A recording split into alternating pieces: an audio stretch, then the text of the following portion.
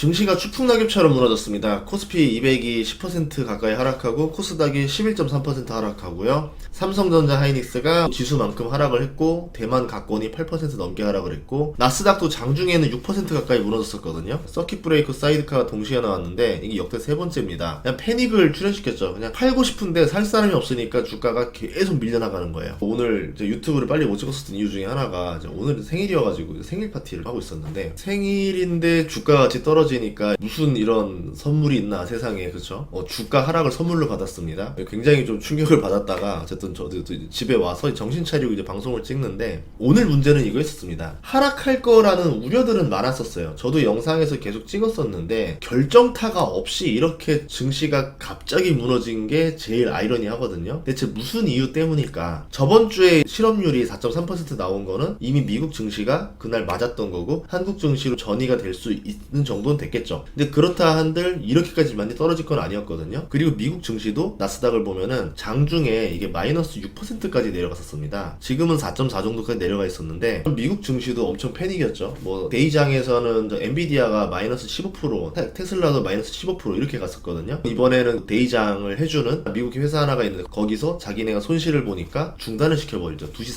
40분에 중단을 시켜버리고 이제 그걸 모르고 한국 거래소들이 계속 해주고 있었는데 여기 중단되고 나니까 우리도 중단 이러면서 그때 했던 거 다 취소 이래가지고 다 돌려버리고 미국 주식 투자자들 완전히 패닉에 빠져버렸죠. 시스템에 많은 문제들을 알려주는 하루였었다. 굉장히 충격적이었습니다. 무엇이 문제일까 찾아봤는데 세 가지가 있어요. 첫 번째는 미국채가 4.7에서 3.7까지 1% 하락했습니다. 연준의 금리 인하가 예상보다 더 많이 내릴 거라고 이제 시장은 기대하고 있죠. 경기 침체 우려가 생각보다 컸습니다. 연준이 타이밍을 놓친 거 아니냐는 지금 우려가 계속 나오고 있어요. 파월 의장이 휴가를 갈 때가 아니라 빨리 복귀해서 긴급 FOMC 해라. 그거 상원 의원의 말이었습니다. FOMC가 긴급 소집을 해서 금리 인하를 해야 될 정도로 지금 무언가가 좋지 않은 상황이고, 그리고 그렇게 한다 하더라도 시장에서는 이거를 호재로 받아들이진 않겠죠. 얼마나 상황이 나쁘면 긴급 FOMC를 하겠어. 9월 달에는 0.5를 내려야 되는데 그것도 시장에 좋은 내용들은 아닙니다. 이래도 안 좋고 저래도 안 좋은 거. 한마디로 파월이 실기를 했다. 7월에 내렸어야 되는데 못한 파월 탓이다 라고 하면서 연준에 대해서 신뢰도가 떨어지는 거죠. 자본주의 시장에서 신뢰도가 떨어지는 건 굉장한 타격을 주는 겁니다. 그런 이유들로 인해서 시장의 하락 요소가 될 수도 있다라고 보는데 이거 자체가 엄청나게 큰 하락 요소를 보진 않았었어요. 이거는 그냥 하나의 사이드 메뉴고 본 메뉴는 따로 있습니다. 이렇게 되면은 금리 인하를 한다 하더라도 바로 경제가 살아날 수는 없어요. 1분기 정도만 잠깐 침체를 겪는 소프트 랜딩인 줄 알았는데 1년 정도짜리의 랜딩이 될 수도 있겠고 긴급 착륙이 될 수도 있다라는 겁니다. 그렇게 되면은 기업들이 1년 동안 돈을 못 버는 구간이 나오는데 그 구간이 돌입하게 되면 당연히 실적이 박살나겠죠. 그러면은 기업의 밸류를 낮춰야 됩니다. 한 분기 정도면은 버틸 수가 있어요, 시장이. 이번 분기는 못 벌었지만 다음 분기부터는 경기가 좋아져서 돈 잘 벌 겁니다 라고 말을 하면은 컨퍼런스에서 얼추 넘어갈 수가 있어요. 근데 그쯤 1년입니다 라고 하면은 뭐 시장 박살 나는 거죠. 본 메뉴는 엔화 급등인데요. 일본이 금리 인상하고 나서 급격히 엔화가 급등하고 있습니다. 금리를 한 번 올렸을 뿐인데 이렇게 엔화가 급등한다는 이야기는 여기서 시장에 패닉세를 만들었을 가능성이 높다라는 거죠. 모두가 이런 일이 벌어질지 예상을 못했는데 이런 일이 벌어짐으로 인해서 대처 방안조차도 없었던 거고 그냥 그대로 두드려 맞고 있는 게 아닌가 이렇게 생각이 되거든요. 실제로 일본 전문가들은 일본 은행이 금리를 올리지 않을 거라고 봤었습니다. 근데 17년 만에 일본 은행이 금리를 올렸죠. 일본은 아베노믹스 이후로 처음으로 금리 인상기를 겪는 거예요. 금리 인상이 바로 엔화 강세를 만드는 건데 일본은 10년 넘게 엔화 강세를 겪어보지 못했어요. 10년 넘게 엔화 강세를 겪어보지 못했다는 건 환 투자를 할 때 환 노출이 훨씬 더 유리하다라는 겁니다. 10년 동안 환 노출을 했더니 돈을 더 벌었더라. 10년 내내 환해지를 했더니 실제 수익보다 손해를 더 많이 봤더라. 웬만하면은 환 노출로 투자를 하려고 합니다.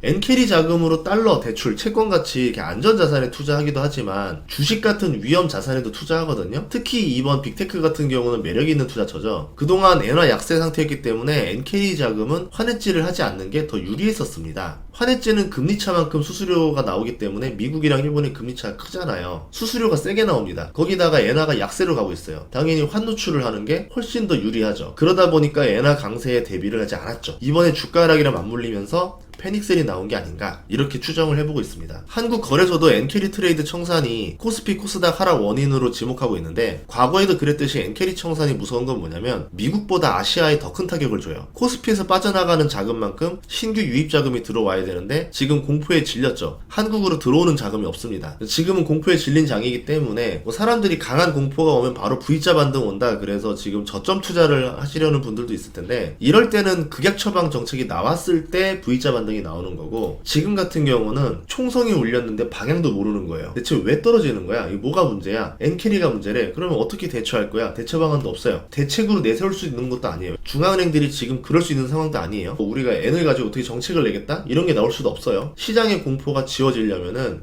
시간으로 공포를 지워야 됩니다. 그거는 V자 반등이 아니라 거의 L자 반등이 나올 수도 있겠죠. 엔캐리 자금은 2010년 이후에 계속 늘어났습니다. 준 적이 없어요. 이제 본격적으로 줄어드는 시대에 돌입했다는 거죠. 시장에서 계속 수급이 빠져나갈 건데 2024년 3월 일본의 국경간 대출 잔액은 2조 2천억 달러 정도가 되거든요. 우리 돈으로 3천조 원으로 추정하고 있습니다. 이 중에 엔캐리 자금으로 추정되는 돈은 좀 더 작아요. 일본에서 발생한 국경간 대출을 봤을 때 1조 1천억 달러 정도인데 우리 돈으로 1,500조 원 정도로 추산이 됩니다. 그런데 21년 말에는 이 금액이 절반 정도 있었어요. 그러니까 지금 2배로 늘었죠. 금리 인상으로 인해서 이 돈이 다시 절반으로 줄어든다.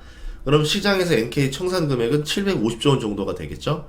이 돈 전체가 주식시장으로 들어간 게 아니기 때문에 시장에서 큰 손 하나 빠져나가는 수준이긴 한데 시장의 분위기를 좀 과하게 두드리고 있는 게 아닌가 생각이 듭니다. 주식시장이 무너질 때 특징이 뭐냐면 우리가 당연하다고 생각했던 대전제가 무너질 때가 제일 충격이 크거든요. 기업의 이익이 앞으로 계속 고성장할 거라고 전제를 깔았다던가, 경기가 계속 좋을 거라고 전제를 깔았던가, 연준이 금리랑 유동성을 잘 컨트롤할 것이라고 믿었다던가, 미국 재무부가 계속 유동성을 공급할 수 있을 거라고 믿거나, 일본이 계속 엔화를 약세로 만들 것이라고 믿거나, 이런 대전제들이 지금 다 깔려 있었는데 이것들이 몇 개가 무너질지 모르겠어요. 당연했던 조건들이 하나씩 나빠질 때 시장이 급속도로 무너집니다. 그러면 이 조건들이 나빠지고 있는 구간인지 초입인지 끝인지 아니면 상승의 조건들이 남아있는 상태인지 이런 것들을 구분해야 되겠죠. 그동안은 모든 것들이 좋은 조건이었는데 모든 것들이 나쁜 조건으로 바뀌어가고 있어요. 에브리싱 배드가 되고 있습니다. 이럴 때는 좀 투자를 조심하는 게 좋겠죠. 그리고 시간에 좀 텀을 두고 나서 보통 이렇게 큰 하락이 오고 나면은 기존의 주도주들은 공포와 패닉이